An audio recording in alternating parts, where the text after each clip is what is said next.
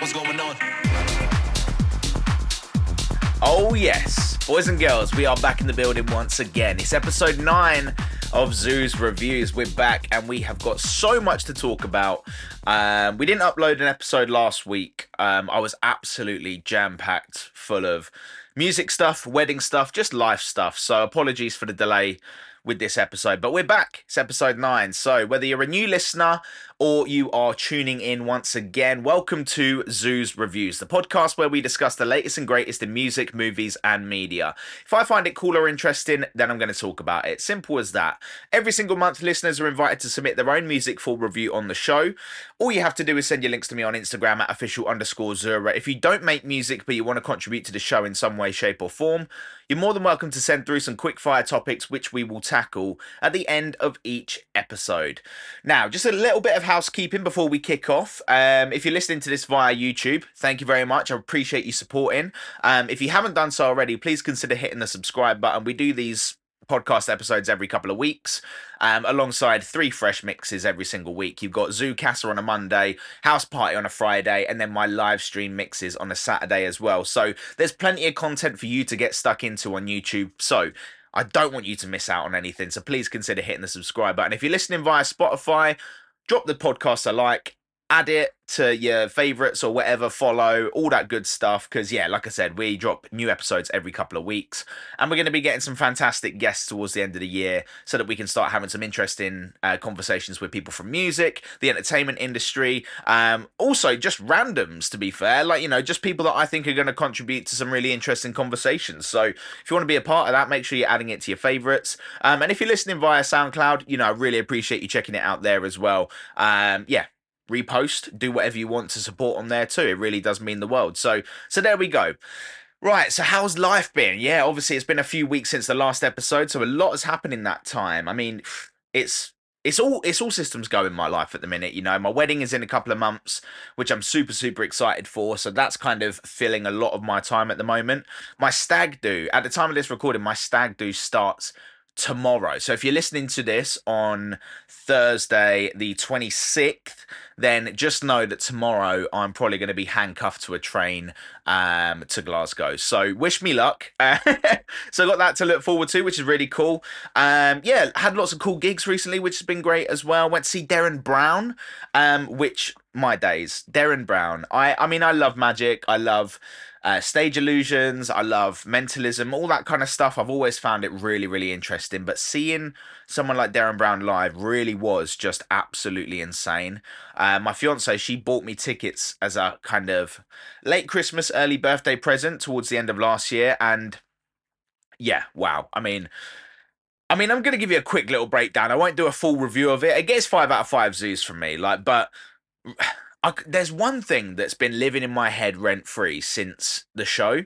And he basically made some random person out of the audience recreate a near-death experience. So this guy was obviously the most susceptible person out of the people that he picked out of the audience. So he's like, oh, you're going to stick around. You're going to be here till the end of the show kind of thing. They sat him down and they basically started doing these kind of like psychic tests on him to see if he could count how many M&Ms someone would pick out of a bowl, if he could tell what the top card of the deck was going to be and stuff like that. And for the first 2 attempts, he got both guesses wrong.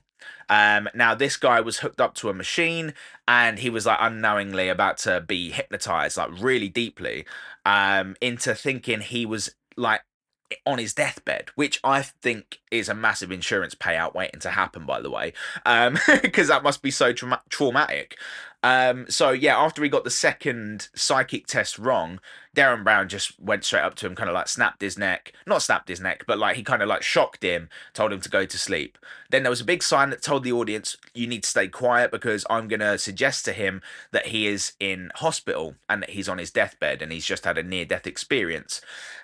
The kind of theory behind all this was Nostradamus. He had a near-death experience, and then that's kind of what inspired all these kind of, you know, predictions that he made about the future, which Darren Brown kind of debunked and said, look, the words that he said back then, you know, we've just found meaning in his words. So things have come to pass that he's kind of talked about, but we're kind of finding meaning in what he says. It's not necessarily that he predicted the future.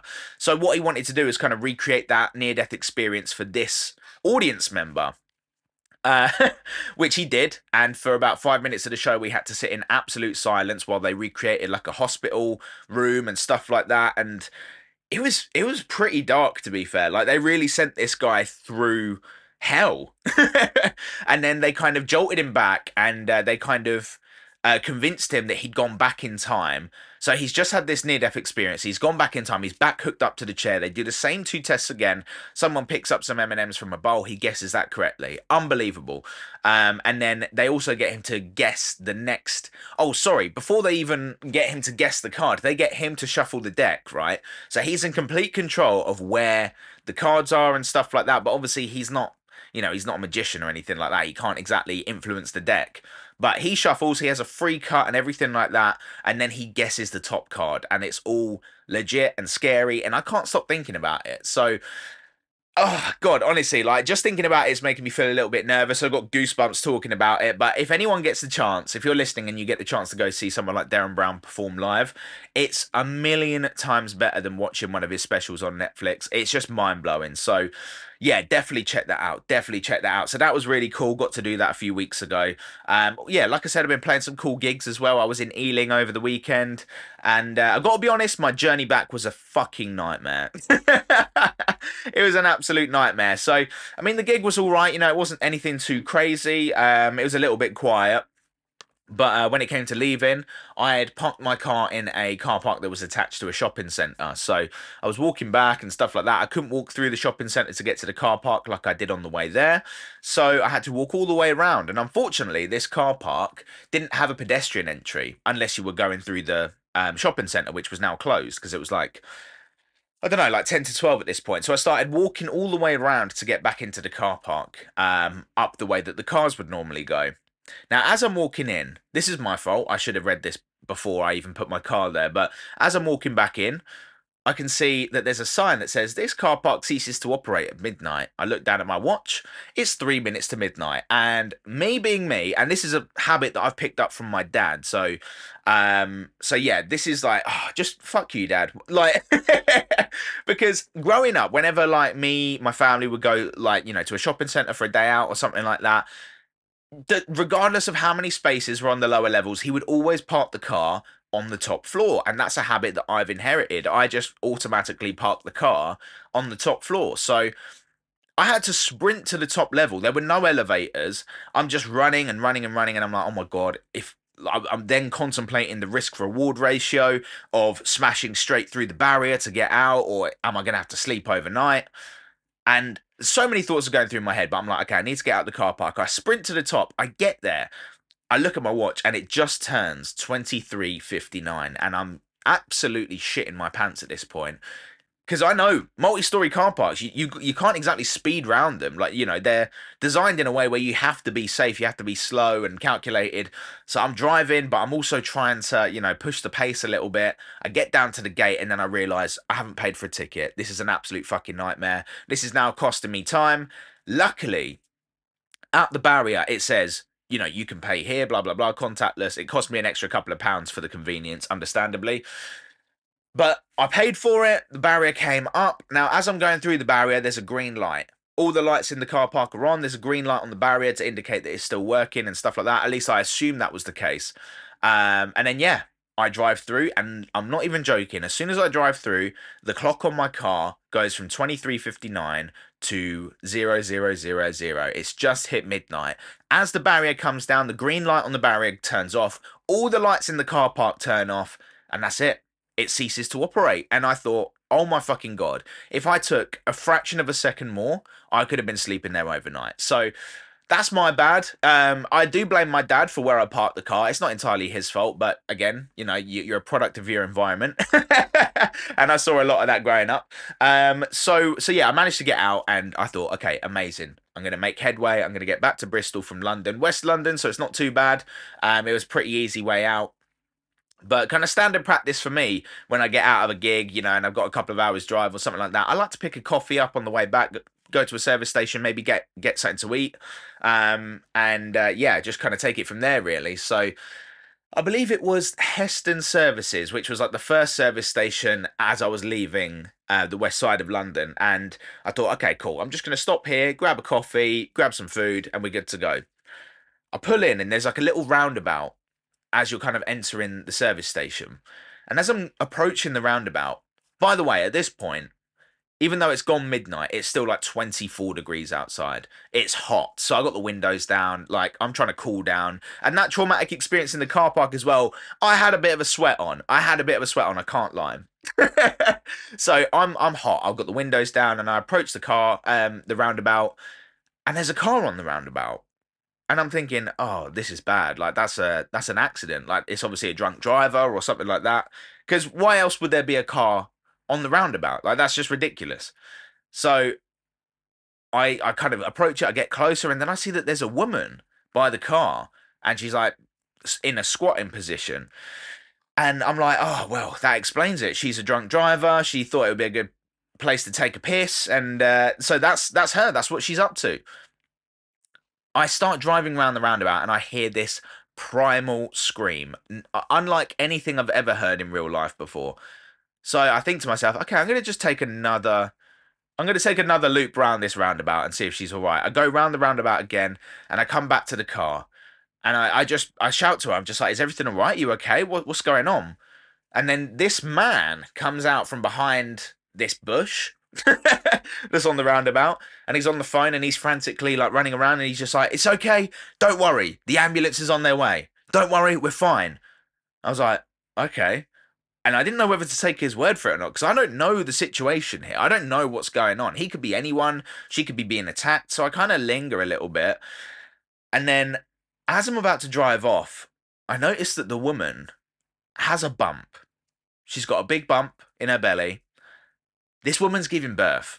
It becomes very, very evident to me that this woman is giving birth. She's having a baby on a roundabout at Heston Services. Now, that actually left me with more questions than answers, because why the fuck in that situation did whoever was driving think it was a good idea to drive onto the roundabout? You're literally 2 seconds away from a service station where I arguably should be more comfortable, less exposed. I don't know.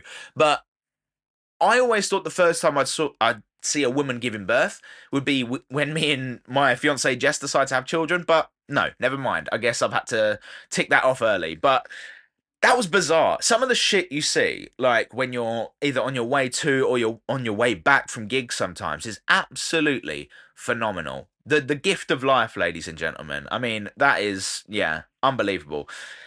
Anyway, I get to the service station, I get my coffee. There's no food because apparently Dua Lipa was playing at Wembley, and there's just loads of kids everywhere with sequins and glitter, and, you know, they're all dressed up like Dua Lipa, and they've completely, like, taken everything. Costa's empty. WH Smith meal deals, they're all gone. The only thing that's left is Bombay Mix, and I really didn't fancy that. I love Bombay Mix, but it was not the time for Bombay Mix. It's 12 o'clock. It's gone midnight. So I didn't get anything to eat. I did get a coffee and I did get myself home. So yeah, all is well. But anyway, I had to share that with you because if that's not documented, then I feel like that would have been a missed opportunity to potentially connect with that family that have just had a baby later on down the line. Because that was weird. We shared a moment and it was bizarre. At first I thought she was a drunk driver. Then I thought she might have been being attacked. And then I found out she's having a baby. So yeah, what a fucking whirlwind. What an absolute roller coaster of emotions. But we made it through, ladies and gents. We made it through. Cool. So now that you've heard me ramble on about that, let's get into my review of my recent gig at Kiss in Camden. Now, I've been lucky enough to play a few gigs in London this year, and they've always been sick, to be fair. I love London. I really do wish I lived a little bit closer to London. Bristol's fairly accessible, but it's still a bit of a trek. But London, you know, my heart is yours. I love London. I love being there. And Camden really reminds me of Bristol in a lot of ways. You know, it's really a creative hub. So we get to Kiss. And, you know, it's a cool venue, nice and intimate, nice and small. They had a bit of a stand-up comedy thing going on before the event kicked off that we were doing. And, yeah, it was nice. You could tell that the town was buzzing. Now, Lee, who I've done events with previously, he's booked me for a few events this year in Exeter. You know, he got the proceedings kicked off. You know, we're doing some deep house, tech house, into some like bass and garage towards the end. But to kick things off, we kind of went with some like really kind of down tempo, chilled, lo-fi vibes, which was really nice. It was a beautiful way to kick off the event. Um, and you could see the kind of people were lingering outside, and we thought, oh, okay, perfect. Like, people are going to start coming in. Amazing. And there were a lot of people as well. Um, and then one of them comes in and they were like, oh, is this the Afrobeats after party? And I overheard that and I thought, oh no, there's been a big, big um miscommunication or something has happened here because this is not an Afrobeats after party. Um, but there were so many of them outside that the doorman and one of the people working at the venue were like, well, this is money. We can't say no to all these people. Like, there were a lot of people. So what is it? The person that was working at the venue, I can't remember his name now, but he was an absolute legend, really, really sweet guy. And bless him, he shouldn't have been working. He had a knee brace on, he had a neck brace on, he had crutches and his arm in a sling. Like, he'd been through the fucking wars. He should not have been working. But anyway, he said, right, there's been a bit of a cock up here. Any chance you can play some Afro beats because the venue's been double booked for an Afro beats after party to an event that was happening across the road. Lee was like, absolutely not. No, the best we can do is Afro house, but we're not going to adjust and play Afro beats. That's not what we do. So we had a bit of an uphill battle to climb there because people started coming in and they were asking for Afro beats and stuff like that. When I was DJing, a couple of people came up to me and they were like, oh, can you play any Burner Boy? Can you play any Davido and stuff like that? And I was just like, I no, no, that's not what I play. Like, that is just not what I play. And also that's not what this night is. This venue's been hired for a house night, and boom, that just starts a whole domino effect of things. Next thing you know, all the people that were outside wanting to come in are then boycotting the event that's actually going on. They're out there saying, nah, nah, don't go in there, it's shit, blah blah blah. And I'm overhearing this and I'm like, oh my days. The event, at this point, we're like an hour into the event, the venue's completely empty. That, like, the only people in there are me, Lee, and Lee's son Finn, who's an absolute legend, by the way. Oh yeah, and the lady on the bar, who was fucking awesome. What an absolute lovely lady she was. But I was like, this is bad. This is really, really bad. And we kept getting more groups of people that were coming over for this Afro Beats after party. And some of them actually came in and they were kind of vibing to what we were playing, but they ended up leaving. And it was bad. The venue owner then came over. I can't remember his name, but he was a bit of a prick. He came over and spoke to Lee and he was just like, look, you're going to have to start playing some Afro Beats. Like, and Lee, to be fair to him, he stood his ground. He was just like, no, we've hired your venue to do a house event. You can't then move the goalposts. Like, that's completely unfair and unreasonable. And I spoke to the venue owner as well, and I thought, this is a stitch up, but ultimately this is on you because if you've double booked the venue, then you're gonna have to be the person that communicates this to the patrons that are supposed to be here for an Afrobeats after party or whatever. You're gonna have to explain that to your customers. That's not our fault. Anyway, he kind of dodged the responsibility and kind of disappeared into the background. Couple of hours went by, still very, very quiet. And then all of a sudden, typical thing, group of girls come in, they start having a boogie. Group of boys walk past the venue, they're like, oh, there's a group of girls in there. So a group of boys come in. And then before you know it, the place is fucking rammed from wall to wall. And it ended up being a really, really sick night. Yeah, they actually made us go overtime in the end. They were like, oh, do you reckon you can stay open till you reckon you can still play till 2:30 even though the event was supposed to finish at 2? We were more than happy to oblige because we were like, yeah, absolutely, like, we're making up for lost time here because the first 2 hours it was being boycotted and kind of compromised by the venue owner himself. So yeah, we decided to carry on playing and stuff like that, and everyone was having a wicked time. There was a group of Spanish people there that were very complimentary after. They came up to me and Lee, followed us on the socials, got photos and stuff like that, so that was really nice. And yeah, all of that took place in front of the venue owner. They started speaking to the venue owner. They were like, you need to get these guys back. Like, this was a wicked night, blah, blah, blah. But anyway, hopefully we have the opportunity to do something there again when it's a little bit more organized and, everyone's on the same page because it was really cool. And like I said, I love Camden. I bumped into a few people I knew that night as well who came to see me play, which was quite cool. And yeah, it was a good night all round in the end. So let's break it down. DJ booth. That's gonna get a 2.5 out of 5 zoos. Nothing to write home about. It's front and center. It's nicely placed. It had everything you needed, but Lee needed to bring his own equipment, which, immediately that docks a few points off for me, because any self-respecting venue that hosts nights where DJs are playing should have their own equipment. So 2.5 out of 5 zoos, nothing too crazy. Overall production, maybe 3 out of 5 zoos. I love the decor. I thought it was really cool. But yeah, it had character, but it lacked like serious production value, I would say. Lighting, sound system, and stuff like that.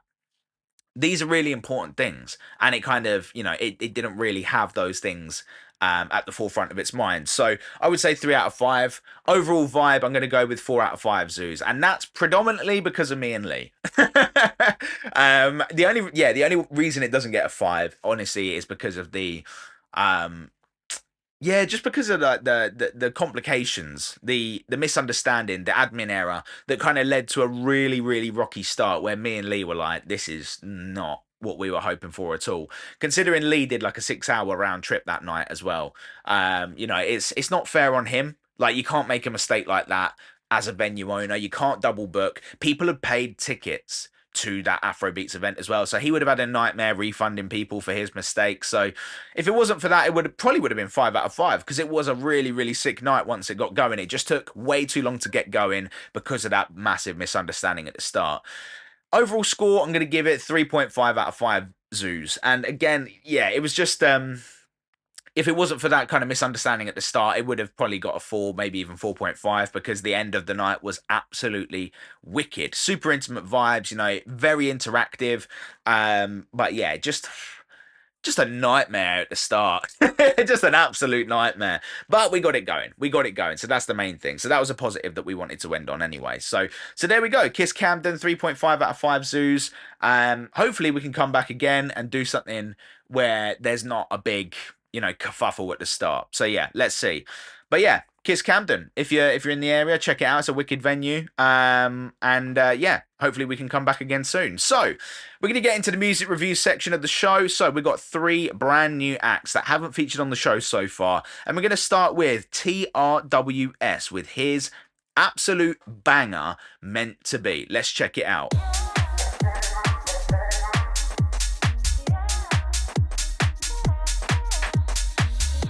Loving the drums so far, very skippy.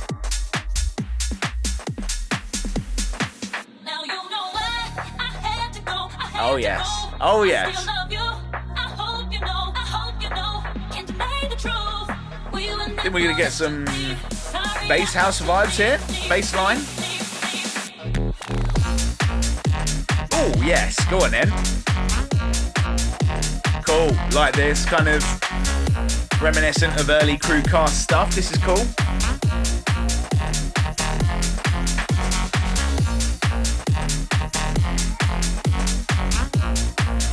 Nice. I'm liking this. This is really vibey.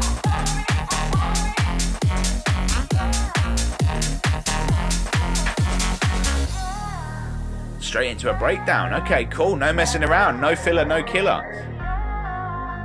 Sorry, no filler, all killer, I should say.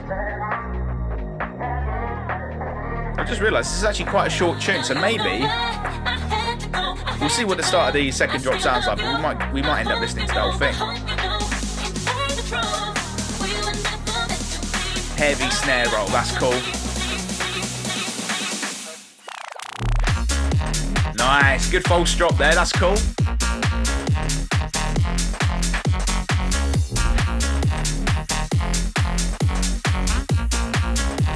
Good variation with the bass line in the second drop as well. So important in tunes like this as well. You want to give people a reason to stick around and listen to the second drop, and for DJs to play the second drop, so it's got to be different.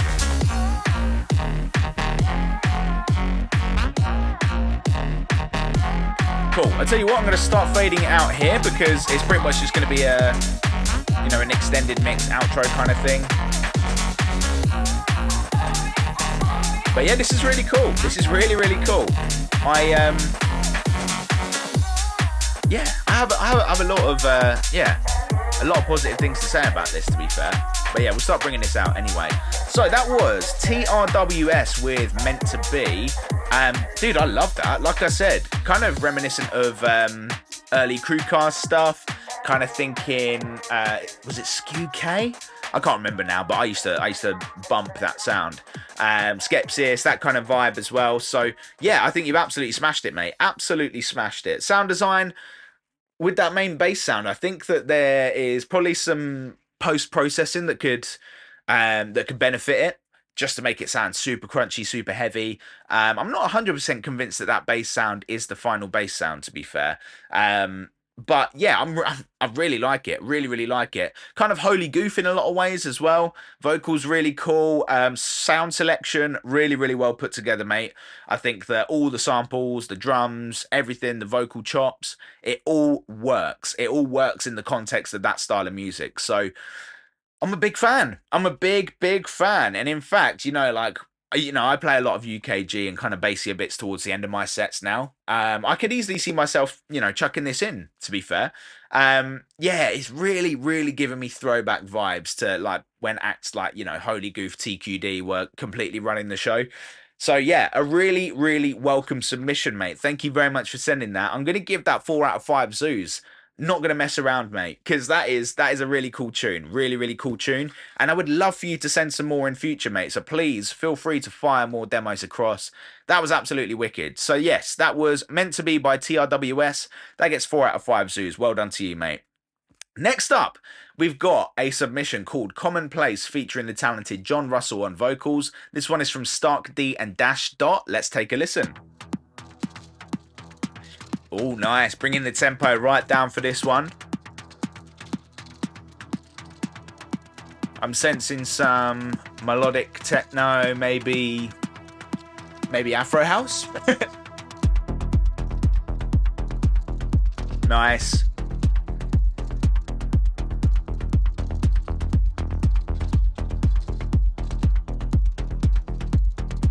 Love the kind of Foley thing you've got going on in the background. It's not necessarily a shaker.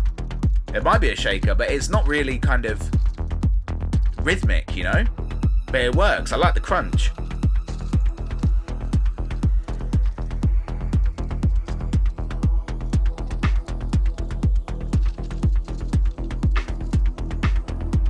This is cool, man. This is cool. The atmospherics are really doing it for me as well. That really adds a lot of depth to the production. I got everything in its place for once now. So don't be moving it. I got watercolor commonplace and tongue down. So don't be doing it. He's holding talks along the seafront face of midnight. I'm just letting the vocal breathe because I really want to take it in. From the hollow waste of enzyme. So keep pursuing it. So how's it feel to finally be replaced in Old Town? You wrote the history, still carried that eclectic look on your face. For me, that's comedy. This is cool. This is cool. I like the chops. Again, the atmosphere is doing a lot for me at the moment.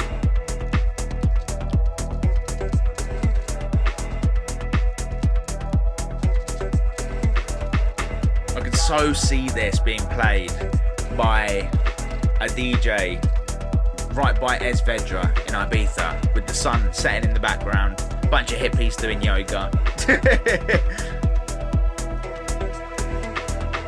So how's it feel to finally be replaced in Old Town? Bit of a camel fat vibe to it as well, which is cool. Still carry that eclectic look on your face.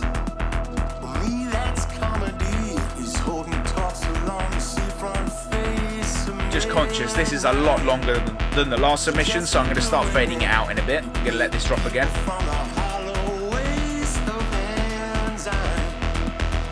Keep pursuing it. Oh, dude.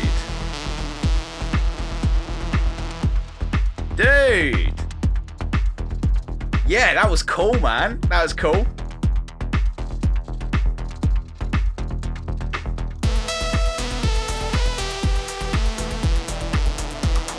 Yeah, I like it. I like it a lot. That's really doing it for me. Really, really doing it for me. You obviously understand the assignment when it comes to this genre, because the track was needing something like that.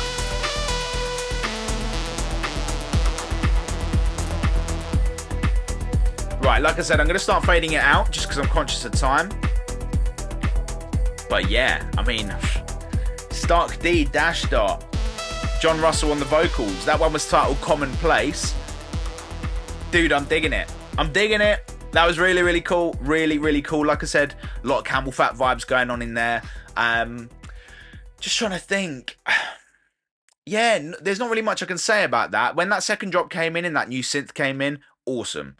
Awesome.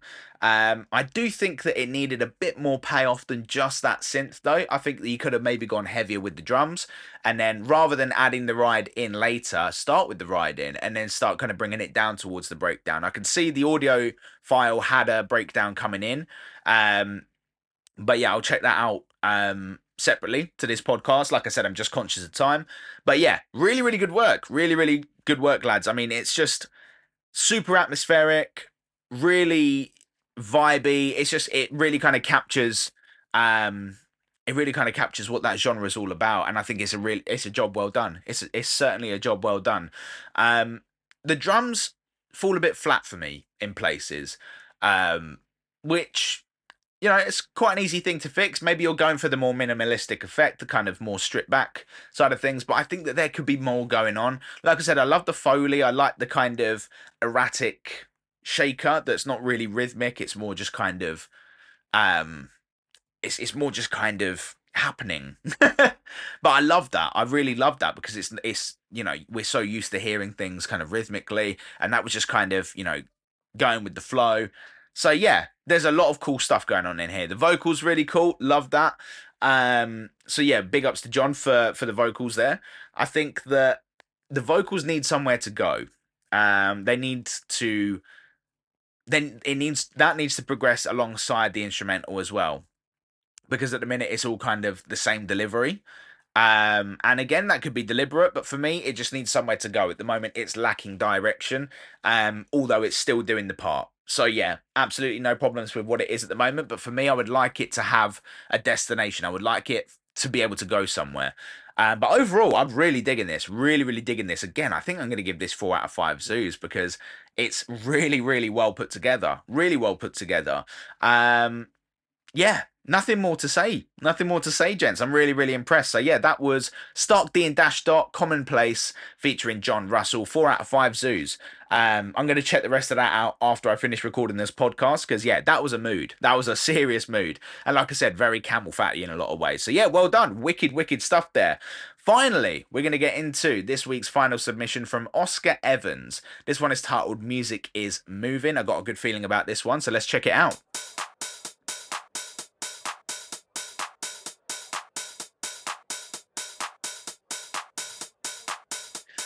You know what?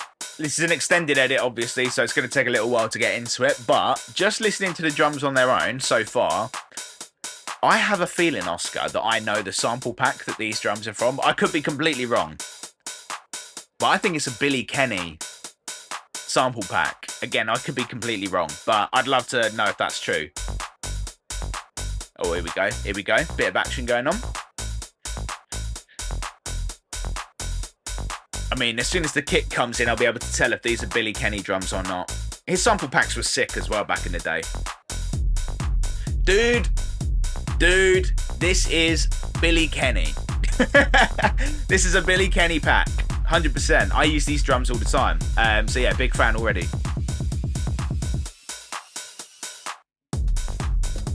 Nice, heavy, heavy.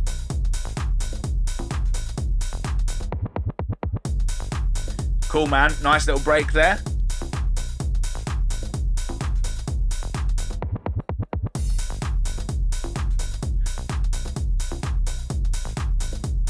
Yeah, this is wicked, Oscar. Love it. Love the simplistic drums. Kind of old school housey vibe. Big kick.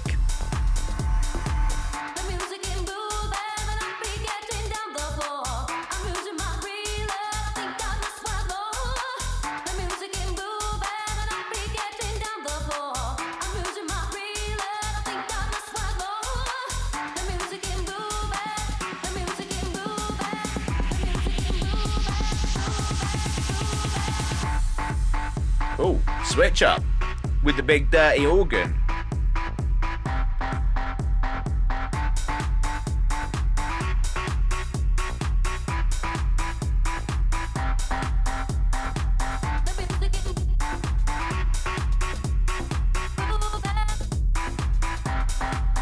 Nice. Oscar, this is cool, mate. This is cool.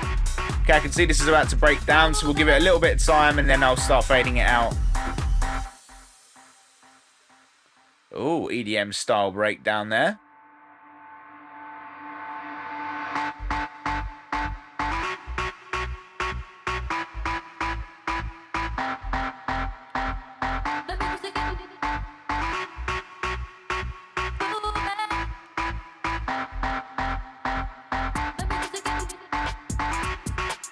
Oh, a little bit garagey. Okay, cool, cool. Treat us to a bit of UKG, mate. Why not?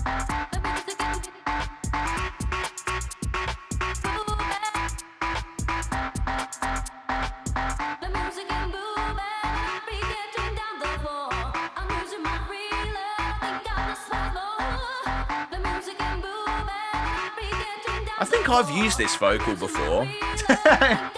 Or something that sounds very similar anyway in my tune called Moving.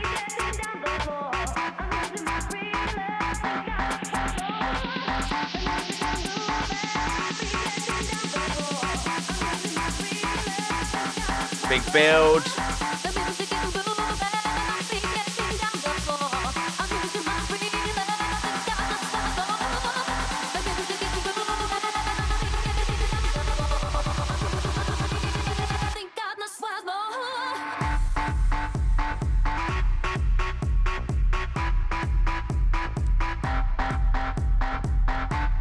Yeah, this is cool, man. This is cool. I really like it. Tell you what, just because of time, I'm going to start fading it out. But really good work, man. Really good work.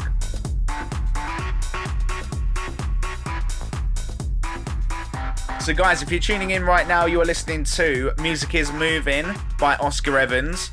A lot of cool stuff to break down there, dude. So, let's start with the intro. First of all, it's an extended edit. So, yeah, I like the way that it's super stripped back and you get into it. For me, when it comes to extended edits, I would always introduce the full drums before any kind of bass layer. So you've introduced the bass before you've introduced the kick, which is fine. Nothing wrong with that. For me, I prefer it the other way around. I want to hear all the drums before I hear the bass. It kind of gives people something to anticipate.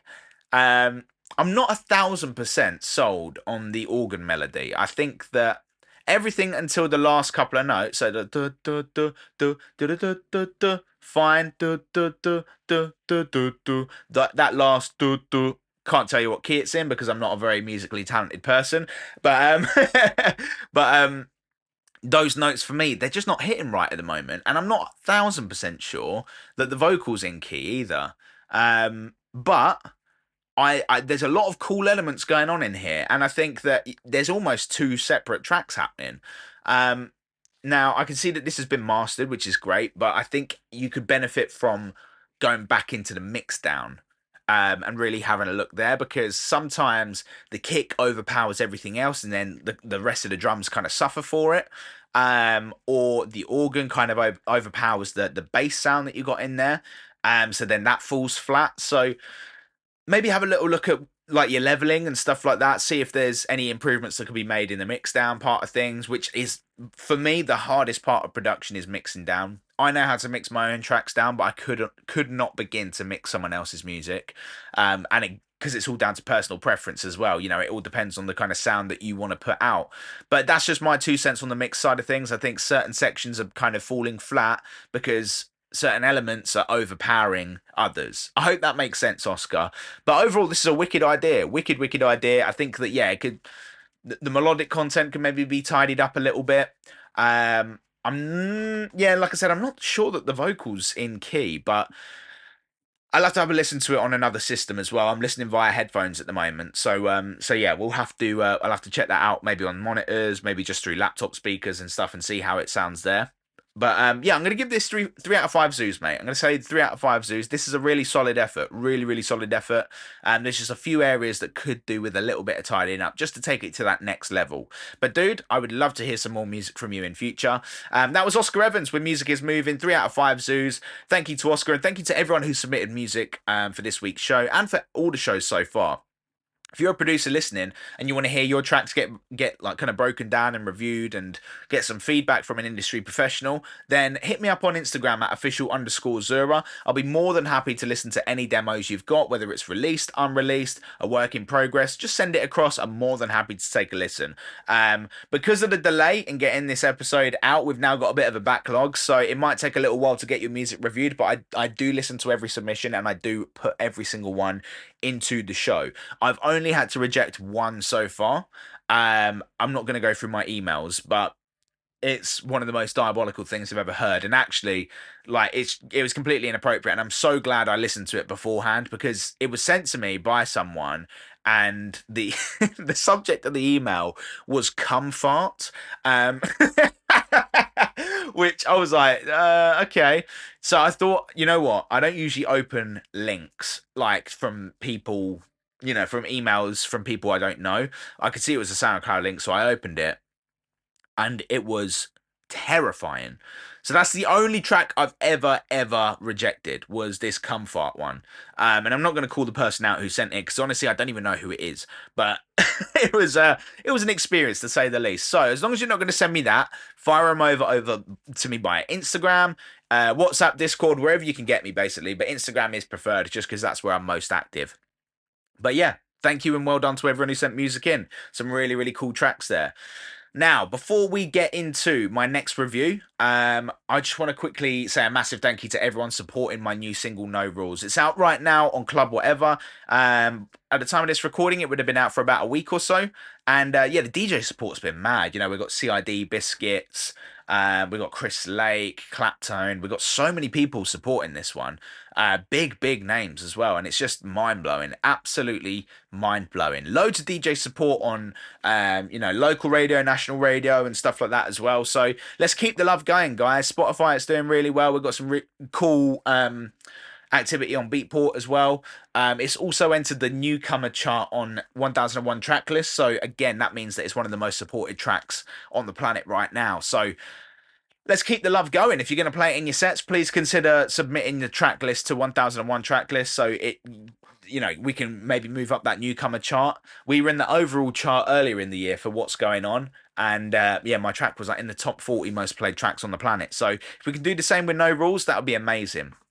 But yeah, as we're getting closer to my wedding, I'm kind of slowing down music stuff, and then I'll be resuming from September. So there probably won't be any music coming out in July or August. I may put out a free download, but from September onwards, we're going to be back in with an absolute banger. So yeah. Keep your eyes peeled for updates on that. But for now, please continue to support No Rules. I really do appreciate it. And it really does mean the world. Cool. So I'm really late to the party on this, but me and my fiance, we recently sat down and decided that we were going to finally watch a show that everyone's been talking to me about. And that's Severance. Now, Severance, for those who don't know, I mean, like I said, I'm late to the party, so there's probably going to be more of you that have seen this show than hasn't. But for those who don't know, it was kind of created by, I think it was Ben Stiller, or at least he's directed a lot of the episodes. And the concept is that there's a company called Lumen who have basically created this solution to work-life balance where you can sever yourself so that your outie, as they refer to it, like your kind of normal being, can go to work, and between the hours of 9 and 5, your innie, which is a completely separate kind of personality and entity, will do the work for those hours. So you're only experiencing life either side of 9 to 5.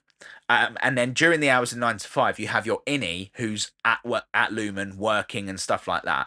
So that's like their solution to work-life balance and stuff like that. And surprisingly, a lot of people sign up for it. I don't know. To me, that sounds a bit weird because you're missing out on a huge chunk of your life by doing that. But considering you have to sleep 8 hours as well, that only really gives you 8 hours of life to experience outside of anyway.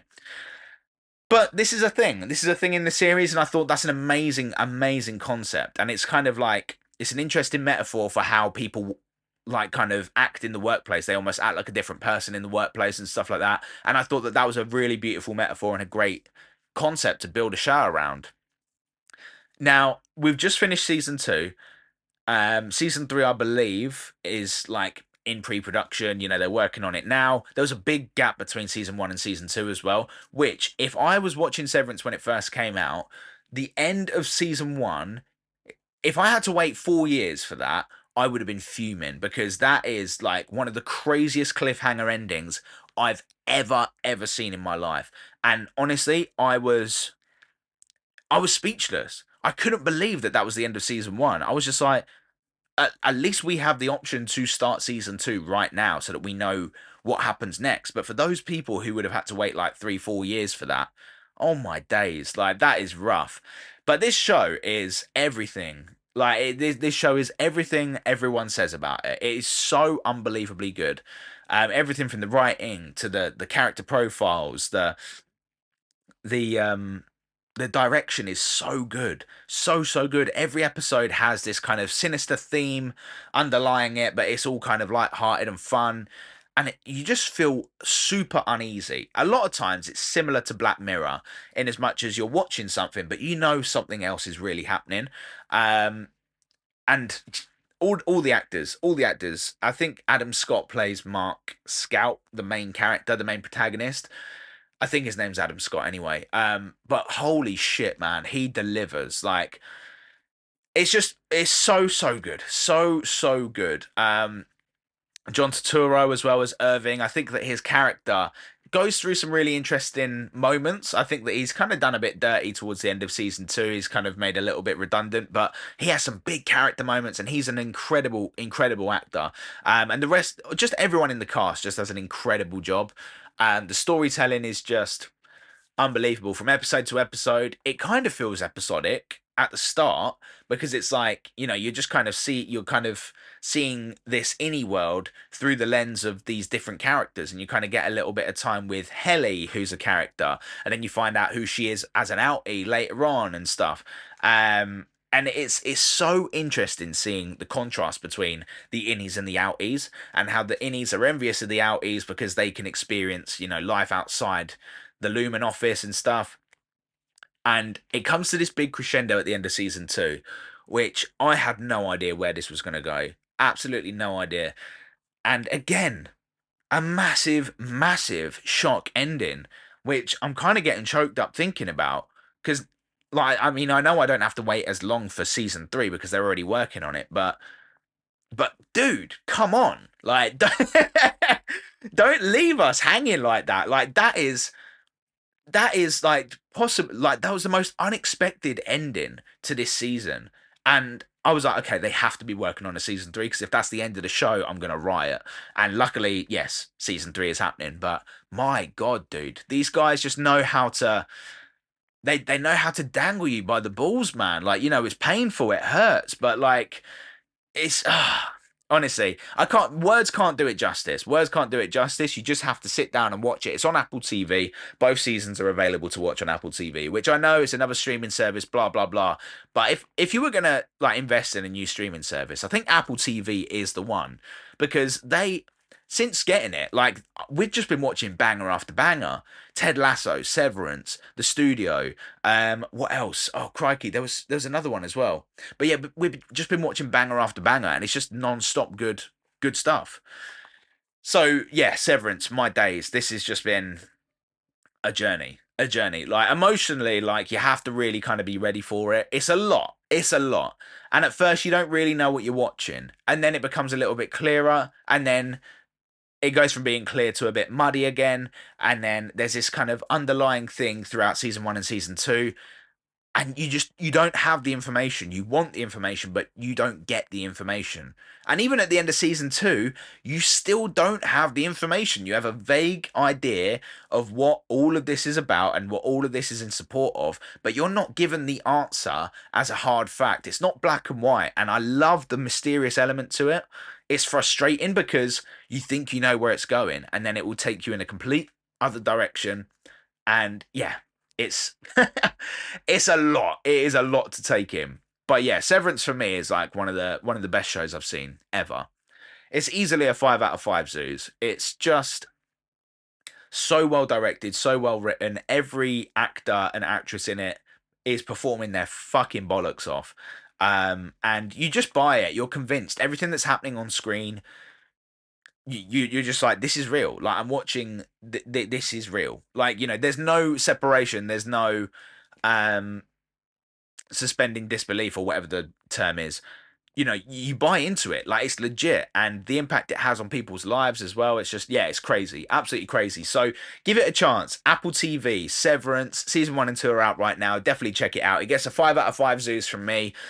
A very, I mean, it's a perfect show. Like, there's one filler episode, which I've got to be honest, it didn't do it for me. But also, I understand why it's there. I understand why it's there. It's so important to the overall story, but it feels like a massive diversion. So just, I said the same about the studio, actually, like where there was like one kind of fillerish episode.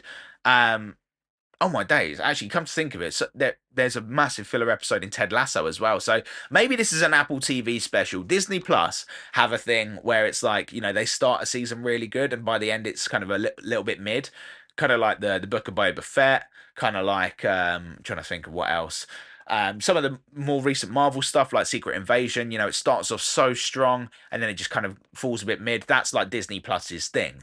Apple TV's thing is maybe filler episodes, which, yeah, they're there for a reason, but you can you don't need them to understand the rest of the story. But yeah, 5 out of 5 zoos. Severance, unbelievable. You absolutely must check this out. Yeah, just do it. Just do it. Don't waste time. We were late to the party, and I would hate for you guys to miss out on this one. So definitely give it a watch. Now, we have absolutely flown through this episode. We're going to get straight into the listener topics now. Number 1, most embarrassing moment behind the decks. Well, I haven't had many of these. I pride myself in being a professional. I pride myself in being a professional when it comes to this, because I see so many people who aren't professionals. So I haven't got many embarrassing moments behind the decks, but there is one that really has burnt itself into my it's really burnt itself into my brain, and I'll never be able to forget it. I will never, ever, ever be able to forget this. So I was playing at 33 Hertz in Guildford. It was an all-day party, and there were some really, really wicked acts there as well for the time. I think we had Tommy Vassetti, we had Chicks Love Us.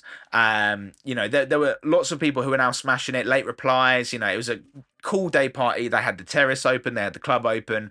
I was playing an early set in the terrace, and I was playing the closing set in the club. So I was there early doors, until I think it started at like 1 o'clock in the afternoon, finished at 3 in the morning. So I'm doing 2 till 3 in the club to close, and I'm also doing 1 till 2 to open up in the terrace.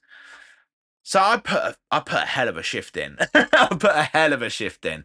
I think, what's that, 14 hours? Damn, son, I was there for 14 hours.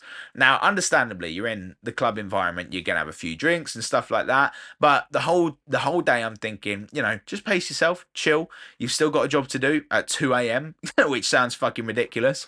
But closing that room after such a big successful day was a big deal.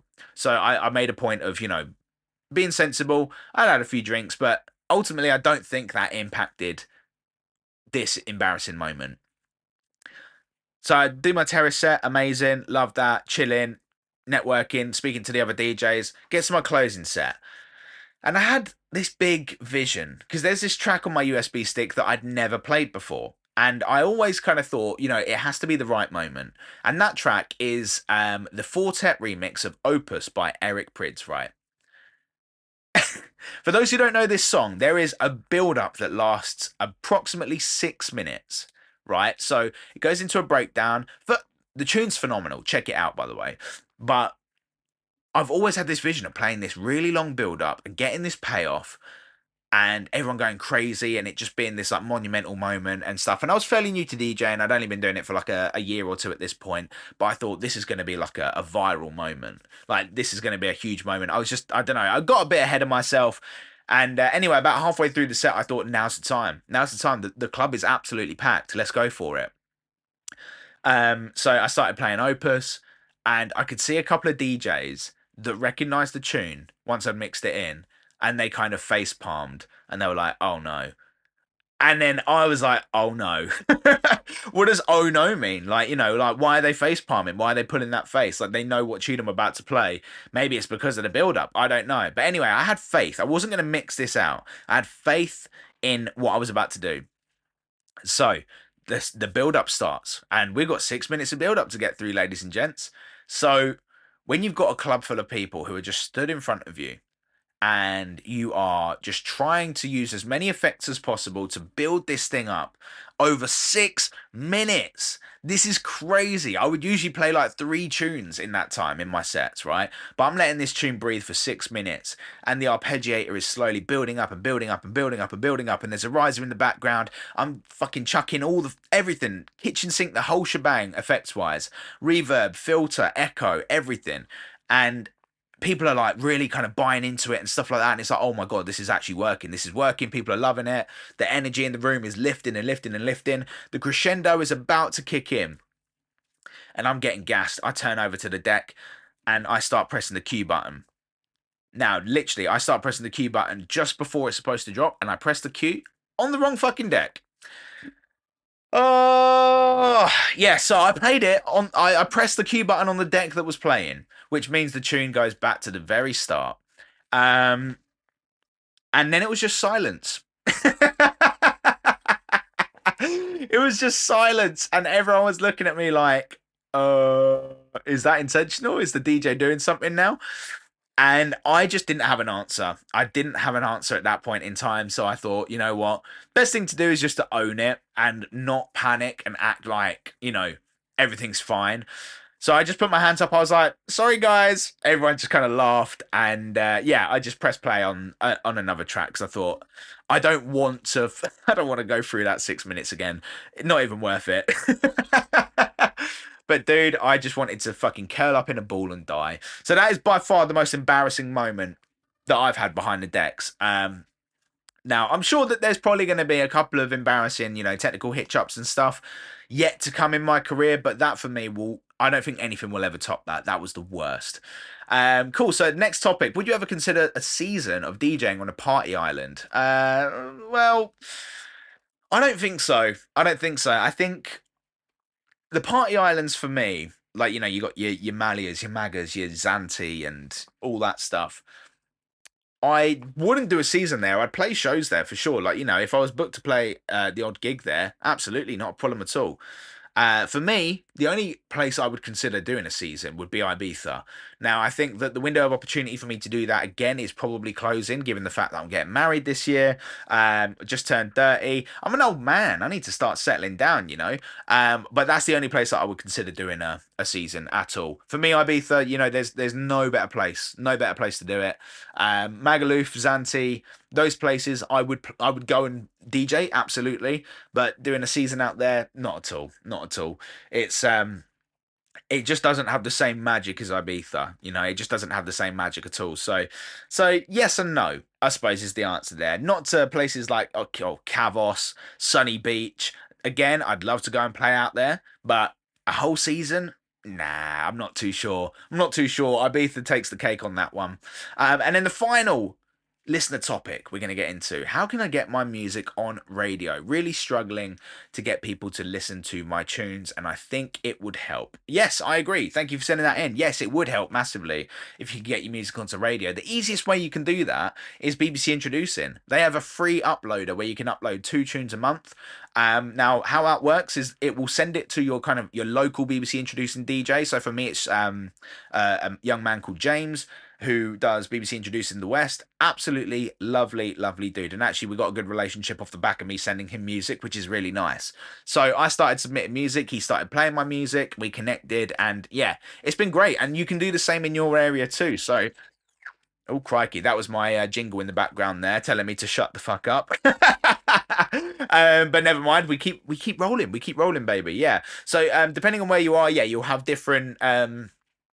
You'll have different BBC Introducing producers and stuff like that the presenters, sorry, that will be willing to play your music. So just send them via the uploader. Now, if they play it and that it's getting a lot of love and stuff like that, it then has the opportunity to get passed on to, if it's dance music, it's usually Jaguar's show on BBC Radio 1, her introducing show on Radio 1. So yeah, you've got the opportunity to get played to a larger network as well, which has happened to me a few times. And honestly, if you're making music and you're not sending music to BBC Introducing, you're really missing a trick. So that's the first place that I would go for sure. For like local radio, maybe like, you know, kind of like community radio and stuff like that, just find out who the presenters are, reach out to them, send them tunes, and yeah, just kind of build a relationship with them. Radio is great. I love radio. Don't get me wrong, but there's nothing stopping you from starting your own radio show as well, which is, is pretty cool thing to do, and that way you can obviously play music on radio all the time. So, you know, if that's something that you're interested in, then maybe consider starting your own radio show. Maybe reach out to a local community station, see if you can get a show on there, and then you can play your music every week if you wanted to. But if you want to get it into the right people's hands, BBC Introducing's uploader is really good. Or if you're releasing music via a label, any good label should be doing this anyway, they should have a list of radio presenters and stuff that they send music to via in-flight, or whatever their promo service is. So yeah, hopefully you can get your music into people's hands that way as well. But yeah, try the BBC Introducing uploader. Honestly, it's done me wonders, and I'm sure it will do for you as well. So yeah, thank you very much for sending that in. Yeah, radio is huge for what we do, so that the sooner you can get into the pockets of people that are, you know, influential in the world of radio, the better. It's super important, and radio is a great format. We don't want that to die, you know. It's all kind of going on to DAB and digital and stuff like that, but yeah, like the more music we give to these people, you know, the longer we can keep this medium alive. And yeah, I think it's super important for up and coming producers to get in the pocket of these presenters early doors, so make sure you do that. Now let's do a little recap of what we went through on this week's show, and then we will say goodbye, and then we'll catch up in a couple of weeks. This will be post stag do for me, so I might be a shell of a human being. Who knows? I might not even be alive. But yeah, we talked about my gig review at Kiss Camden, which was, yeah, it was good fun. A few hiccups, but yeah, it was good fun. So overall, 4 out of 5 zoos. We then went into the music review section where we had tunes from TRWS, Meant to Be. That got 4 out of 5 zoos. Stark D and Dash Dot's Commonplace featuring John Russell got 4 out of 5 zoos. And Oscar Evans coming through with a belter titled Music is Moving. They got 3 out of 5 zoos. Well done. Big ups to everyone who sent music in. Can't wait to hear some more from all of you. I then just discussed my recent single, New Rules. I'm not fucking Dua Lipa. What's going on? No Rules, which is out right now. Continue supporting that. It really does mean the world. So thank you very much. I then started talking about Severance. 5 out of 5 zoos. Unbelievable show. Very good. And you absolutely must add it to your watch list. And then we got into the listener topics, and that wraps things up for another episode of Zoos Reviews. Episode 9. I'll be back in a couple of weeks for episode 10. Fingers crossed I don't die at my stag do. Love you all loads, and I'll see you again soon. Peace.